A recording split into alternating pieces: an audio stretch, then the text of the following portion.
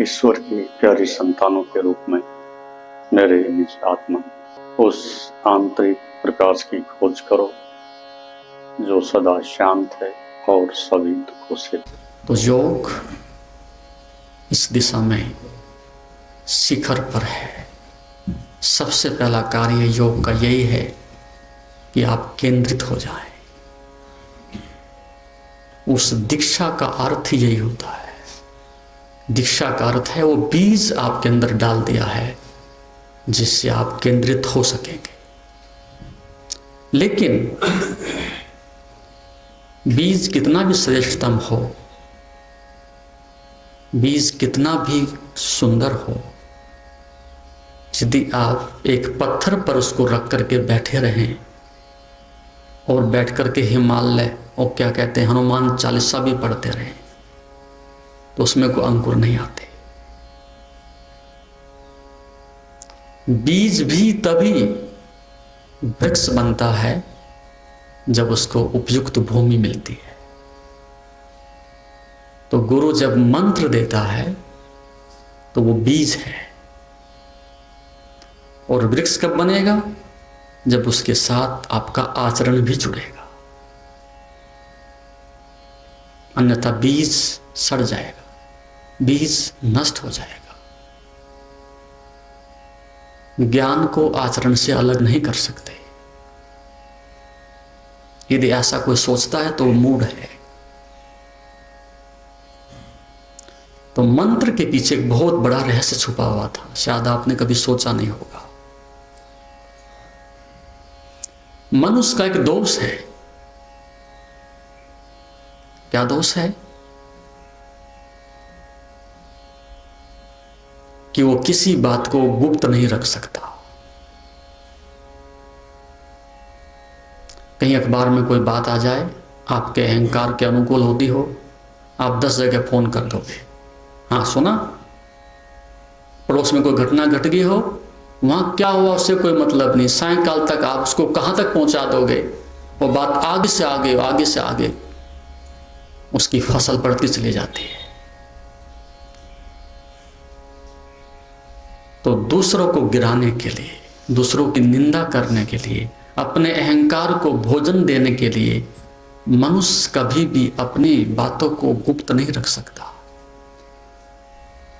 हमेशा अपने दुर्गुणों को छिपाएगा और दूसरे के सद्गुणों को हमेशा बुरा देखने की कोशिश करेगा। तो मंत्र का एक अर्थ होता था, मंत्र के साथ एक शर्त होती थी।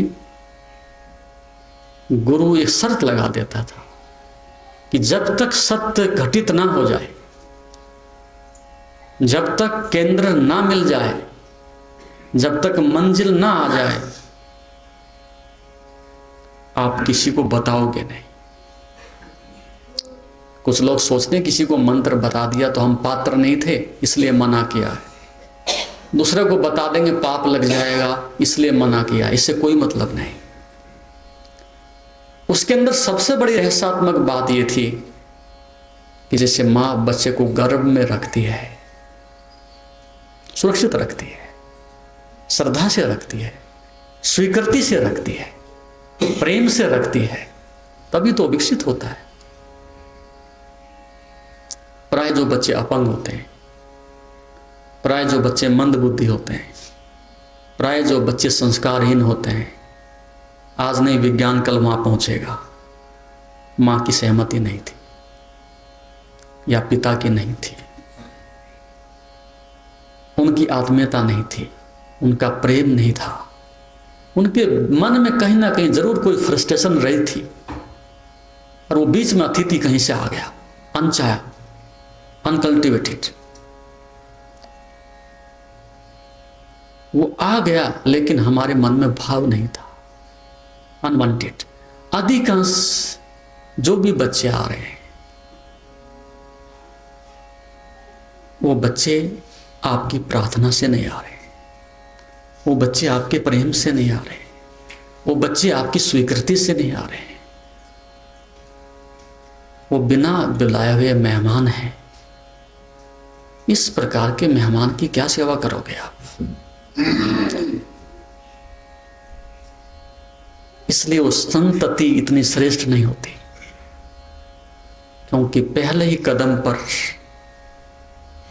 वो हमारे लिए स्वीकृत नहीं है।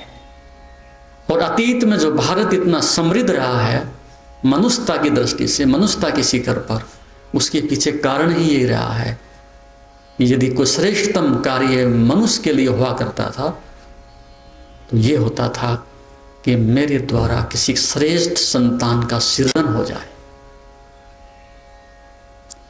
सृजन, जन्म नहीं, वो तो जानवर के पैदा होते हैं और अब इंजेक्शन से पैदा होने लगे हैं। सृजन शब्द एक बहुत बड़ी बात है। सृजन का मतलब उसके साथ मैं भी हूं, उसके साथ मेरा पुरुषार्थ भी है, उसके साथ मेरी आत्मा भी है।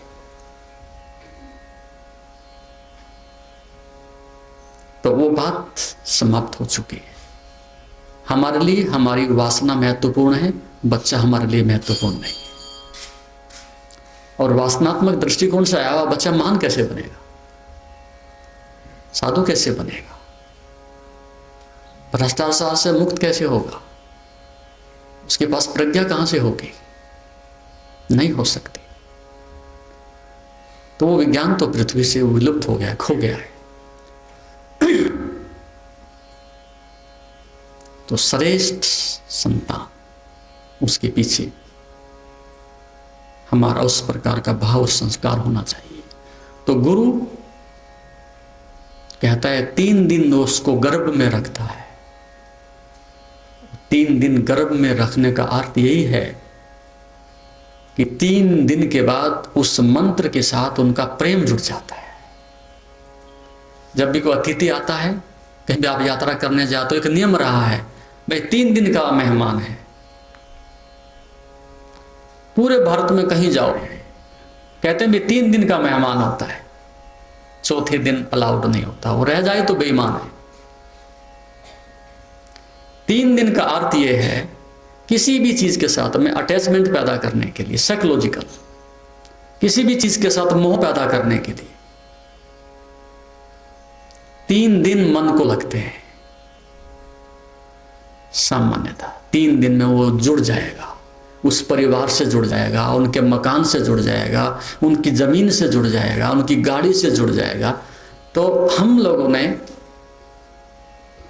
ज्ञानी लोगों ने एक प्रावधान रखा था कि ऐसा ना हो कि आदमी दूसरे का माल ही हथिया ले, ऐसा ना हो कि ये मेहमान ना बन करके मेजबान ही बन जाए, ऐसा ना हो कि इसका मन ही भ्रष्ट हो जाए। तो 3 दिन में जैसे जैसे सिस्टम जमाएगा, इसके मन में कुछ भाव बनेंगे, जब लगे कि कुछ ऐसा निर्णय ना कर ले, उससे पहले उसको अलविदा हो जाती थी। तो 3 दिन तक जब वो मंत्र गर्भ में रह जाता है तो पुनर्जन्म होता है, द्विज हो जाता है, गोपनीय, वो संपदा है। जैसे एक धनी आदमी जाकर के अपनी जिस बैंक में, खजाने में ले जाके धन रख देता है और सदैव उसकी आत्मा उसी में रहती है। आप भले यहाँ बैठे हो, लेकिन जिसके बैंक में 1-2 करोड़ रुपए पड़े हैं, वो आदमी शरीर से तो यहाँ मेरे पास है, लेकिन उसकी आत्मा वहीं रखिए। ऐसे ही ज्ञान की दृष्टि से जिस आदमी को उस संपदा का पता चल गया, उसकी आत्मा भी उसी के साथ वहीं निवास करती है। तो मंत्र का अर्थ है मंत्रना, मंत्र का अर्थ है विवेक, मंत्र का अर्थ है चुनाव। जब मनन होगा, मंत्रणा होगी और विवेक होगा तो दुष्ट कर्म होगा कैसे? उस मंत्र के साथ ये शर्त थी कि अब केंद्र में मंत्र है, मंत्रणा है और परिधि पर कर्म है। जाइए, जब भी कर्म करना हो तो उस मनन से, मंत्र से पूछ लेना, वो मार्ग होता था। तो इस प्रकार से हमने संस्कृति को बहुत महान बनाया था, एक वैज्ञानिक स्वरूप इसको दिया था। अब तक इस चीज को लोग मूर्खतापूर्ण समझते रहे, लेकिन अभी जो भी वैज्ञानिक हैं, वेस्टर्न कंट्रीज में लोग काम कर रहे हैं, अभी गायत्री मंत्र के ऊपर काम कर रहे थे, ओंकार के ऊपर काम कर रहे थे, उसकी फ्रीक्वेंसीज के ऊपर काम कर रहे थे, उसकी सकारात्मक ध्वनियों के ऊपर काम कर रहे थे। इससे पहले कहते थे गडरियों के गीत हैं, लेकिन अब वो कहते हैं ऋषियों के गीत हैं, विद्वानों के गीत हैं, विद्वानों के मंत्र हैं। और इसमें रोगों को दूर करने की क्षमता है, मनुष्य के मन को संतुलित करने की क्षमता है। तो सारी चीज हैं, लेकिन तब जब आपके आचरण में आए, आपके प्रयोग में आए। तो मैं अपनी बात समाप्त करना चाहूंगा। आप केंद्रित हो जाएं, ये पहला कार्य है। और फिर जो करूं सो पूजा। फिर केंद्रित होने के बाद जो करूं सो पूजा, जो करोगे सब पूर्ण हो जाएगा। रिद्धि बिना जाने हुए, बिना स्वयं को खोज किए हुए आप कुछ भी करोगे, वो सब तुम्हारे लिए नरक निर्मित करेगा। तो हमने इस देश में सबसे पहले इस बात के प्रयास किए थे, इससे पहले कि हम दूसरे को खोजें,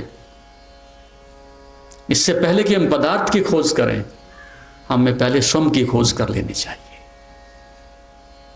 और फिर एक की खोज लेने से सब मिल जाता है, सबका उपयोग हो जाता है, धन भी धन्य हो जाता है। संयमी आदमी के हाथ में धन पड़ जाए तो धन्य हो गया, लक्ष्मी बन गई। संयमित आदमी, केंद्रित आदमी के हाथ में जहर भी पड़ जाए तो अमृत पड़ा, अमृत बन ही गया। तो वो कला धर्म की कला है, वो कला योग की कला है। सीखो, करो, आगे बढ़ो। तो हमने कहा था, इस चक्की पर खाते चक्कर, मेरा तन मन जीवन जर्जर। हे कुंभकार, हमने यहां छोड़ा था, हे कुंभकार अब मत मेरा निर्माण करो, अब मत इस मिट्टी को हैरान करो, अब मत इस मिट्टी को हैरान करो। जब सब जान लिया जाता है, क्या जानने को बाकी है। सब्सक्राइब करें हमारे YouTube चैनल योग तीर्थ को और बेल आइकॉन भी दबाएं ताकि आगे आने वाली वीडियोस का नोटिफिकेशन आपको मिलते रहे। जब सब देख लिया जाता है तो क्या बाकी है। फिर मनुष्य तृप्त हो जाता है, आप काम हो जाता है। तृप्तः स्वच इंद्रियो, इंद्रियां तृप्त हैं, मन तृप्त है, स्वयं के एकांत में रमण करता है। उसके लिए कोई बंधन नहीं, अगले जन्म में क्या मिलेगा इसकी कोई अभिलाषा नहीं, उसका कोई विस्तार नहीं। वह अभी और यहीं इसी क्षण तृप्त है। यही मनुष्य का लक्ष्य है। इसलिए कहा, तेरी आशा छूट नहीं सकती,